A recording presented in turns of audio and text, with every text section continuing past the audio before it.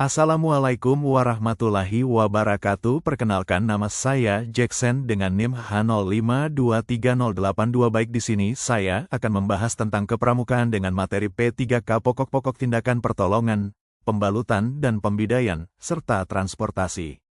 Pendidikan kepramukaan merupakan pendidikan non-formal yang dilaksanakan di luar lingkungan sekolah dan di luar lingkungan keluarga yang berperan dalam mendukung serta melengkapi pendidikan formal dalam menciptakan generasi yang bertanggung jawab pada masa depan.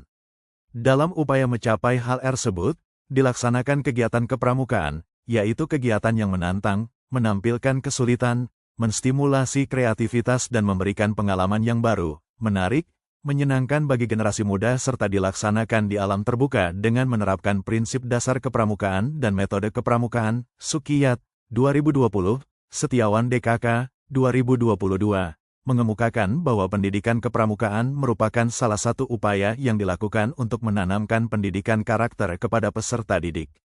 Undang-Undang Nomor 12 Tahun 2010 tentang Gerakan Pramuka pada Bab 2 Pasal 3 tentang fungsi gerakan pramuka yaitu pendidikan dan pelatihan pramuka, pembangunan pramuka, pengabdian masyarakat dan orang tua, dan permainan yang berorientasi pada pendidikan, Sulistiani, DKK, 2022, mengemukakan bahwa pendidikan kepramukaan memuat pendidikan mengenai nilai-nilai moral, akhlak mulia dan budi pekerti mulia.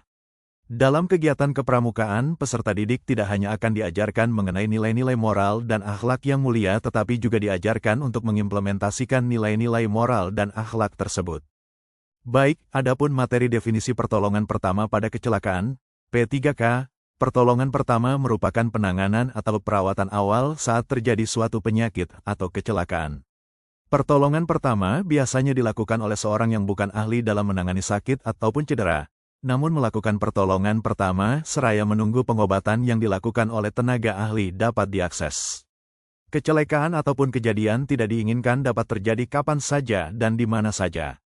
Kejadian tersebut dapat berupa insiden kecil atau bencana yang dapat mengakibatkan cedera pada banyak orang.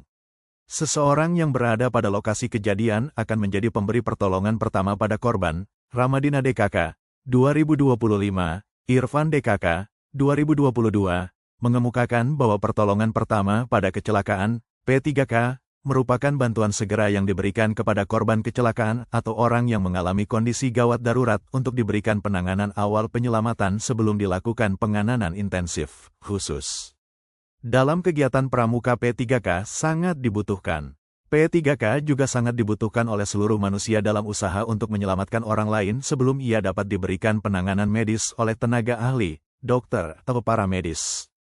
P3K berperan dalam memberikan penanganan kepada korban kecelakaan atau cedera sebelum kondisi yang dialami menjadi lebih buruk. Seseorang yang berupaya untuk memberikan pertolongan pertama memiliki berbagai tingkat pengetahuan mulai dari tidak mempunyai pengetahuan mengenai pertolongan pertama dan tidak terlatih, hingga seorang yang telah berpengalaman dan terlatih.